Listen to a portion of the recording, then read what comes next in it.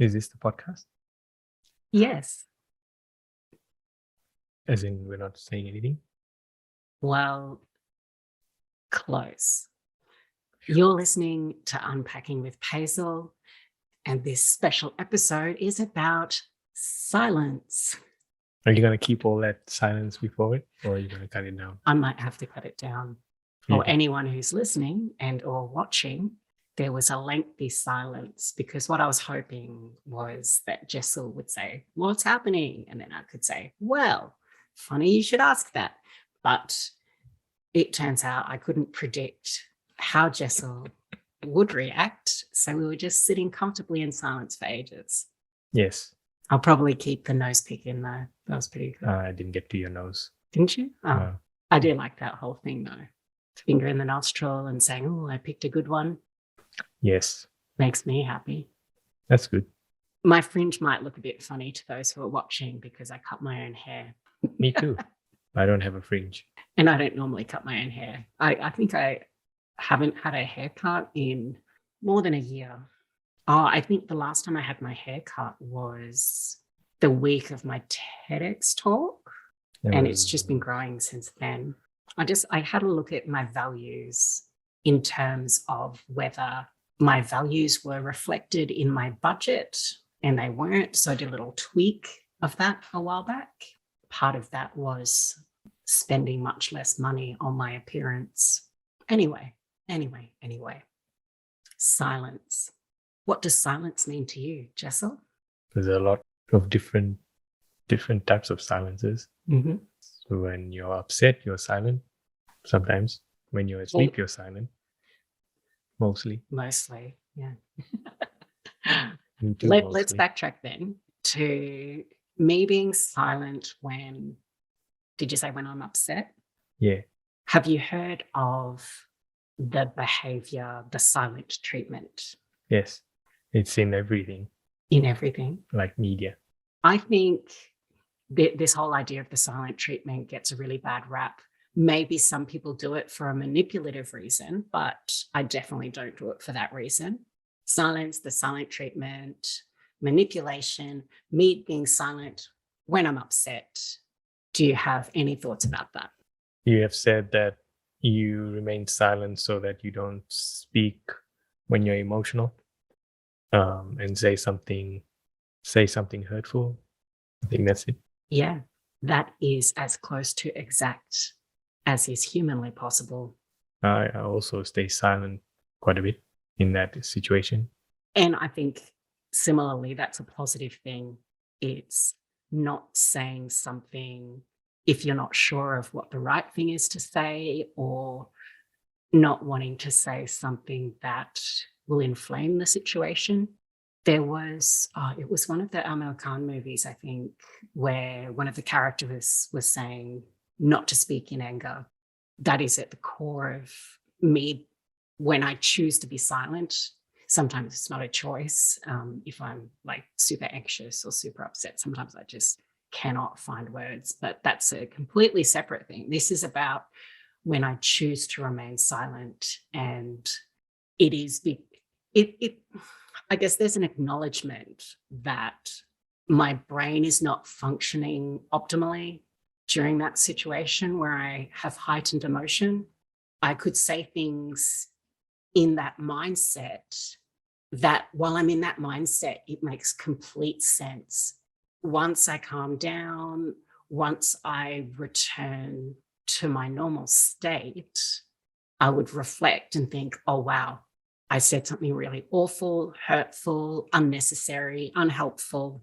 It's like a situation where you're being verbally attacked, and then you feel that you need to defend yourself, and then sometimes you end up saying more than you want or more than you need to. Sometimes, yeah, just to hit back.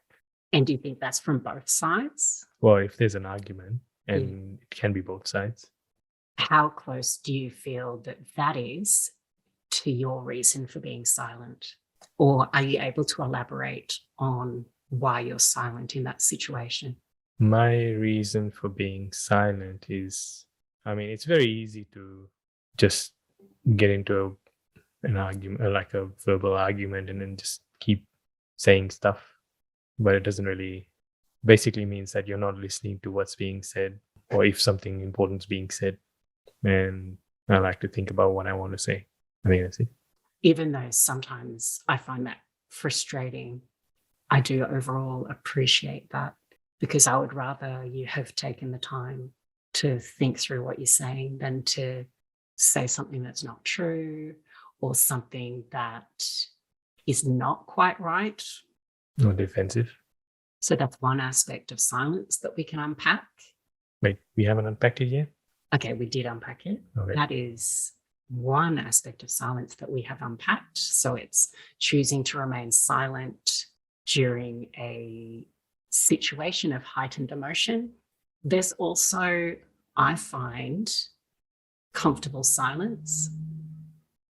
I had heard from a lot of people about this idea of being comfortable in silence with someone and that being some sort of indicator of your relationship. There are actually a lot of people in my life who I think are fantastic people, but they're just not comfortable with silence. If there is silence, they will look for a way to fill that silence with initially things like clearing their throat, or maybe they'll start trying to prompt a conversation about shared interests or something. I feel like that's from an environment where the person grew up in, where there's people always, or it might be a large household, or there's a few people going through or that visit the house. So there's always people talking. And if there's like a silence, it becomes awkward. That's quite interesting. I grew up in a very busy household that was often filled with strangers. And my response to that situation was to climb up on the roof and read a book, because people didn't know I was there. I assume people didn't know I was there, or just people didn't want to bother me when I did that. And I was able to just remove myself from unwanted noise, whereas other people seem to want to fight to be the noisiest one, or to have their voice heard through the noise. I love silence. And we've just come back from a little bit of silence where we were on one of our favorite islands, and we were able to just sit with each other in nature, or semi-nature at times. Semi-nature. Well, when it was raining, and so we were sitting on the balcony of our accommodation, listening to the rain, observing the bamboo and other plants swaying in the light breeze. Pretty sure you're the only one that was looking for specific plants. Yeah, I like plants. Oh, really? No one would know. I'm so selfish. I didn't ask you about your feeling of silence. In respect to what? Your life and your state of being relaxed. Yeah, I guess it depends on the situation. I don't know. I'm not a very loud person, so I could probably sit in silence by myself. I like doing that. By yourself? Yeah, and with you. Oh, okay. And please don't take this the wrong way, but being around you can be like being completely alone. It's wonderful. Oh boy. Is it because I speak so softly that you're like, oh, there's someone around here, but I don't know where they are? No, it's just that it's one of the very few situations where I'm just me. I'm not thinking about whether I'm behaving appropriately for the situation.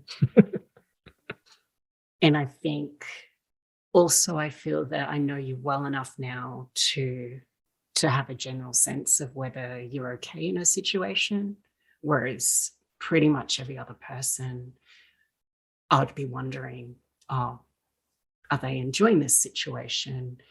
Are they bored in this situation? Is there some way that I need to make the person feel better? That unfortunately is just, I think, very built in, that I'm worried always about the comfort of the people around me. In silence. Yes. I don't think I have that. No. That's one of the things I'm envious about or jealous of. I don't know. Jealousy, envy. Probably envy. I don't know. I know a lot of people who would say that the silence is boring. So that's another one. Add that to the list. I find that hilarious because how can you be bored with silence when there are entire worlds in your mind? There are entire worlds in my mind. Yes. Some better than others. The entire world, and including part of the unwritten story of my science fiction novel, that has a place up in my mind. Still. And yeah, it's still up there. I think about the characters sometimes. I wonder how they are. And I think about whether I should be putting down the rest of their story. But it is really hard work with a science fiction novel in particular. I feel that I don't really want to tackle that kind of writing again. Yeah, basically you have to cut your ties with those characters then. Maybe we need a memorial service or something. Oh my God. Mm. You can just shoot them out of the airlock because it's science fiction. Writing is a very silent thing. It depends. Mm. Some people write with music playing in the background. I have done that at times. I guess I can't speak for everyone. And I'm realizing this more and more as I get older. But for me, I'm highly influenced by my environment. And that definitely comes out in my writing. I have to do little things to put myself in the right environment for a particular chapter to give it the feel that I want.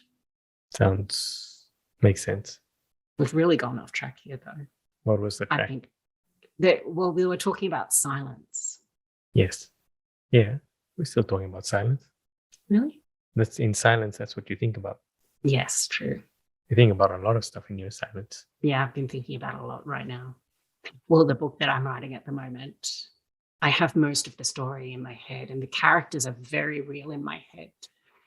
But Like choosing how to put stuff down is quite difficult. And some of the first feedback I got from you was about toning down my emotional, the snarkiness, because there's a very clear villain and I wanted it to not at all be ambiguous that this person, at the beginning, you are supposed to really despise them.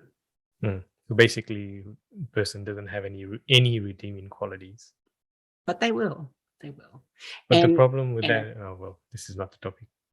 Well, no. I think this is still interesting to talk about, though. I think the problem with having no redeemable qualities is if you won't be invested in the character, or have a reason to be invested in the character. That's very good feedback, because then, at the very least, by the second chapter, I need to be somehow giving them some redeeming qualities. Because that first chapter, it will be interesting how it all plays out. Yes. Did we cover everything that you wanted to cover? Yeah, I didn't really have a solid plan apart from this the topic of this episode being silence. And how the podcast was going to start. Yeah. No wonder you were like, oh, I know the topic, but I won't tell you. Yeah. Jessal was asking me before the episode what the topic was going to be. And I almost came out with it. And then I said, I don't think I can tell you, but you'll find out. Well, I didn't find out until we just sat here. You found out when the audience found out. Well, I mean, not really, because they're not listening to it live. But they will in the future. Well, Jessal, thank you so much for discussing silence with me, unpacking silence with me, and for the many, many, many, many, many, many, many, many hours we spend in silence together. Cool. I appreciate it. Appreciate it too. Don't have to wear my ear phones as much around you. Wow. If that was the case, then that would be a bad situation for you. As usual, thanks for listening. And we will be back at some stage to unpack another topic. You've been listening to Unpacking with PAISAL. Don't forget to like, share, and/or subscribe. And ring the bell to get notifications. That's part of the. That's a YouTube thing, right? Yes, apparently. Lennon likes his post.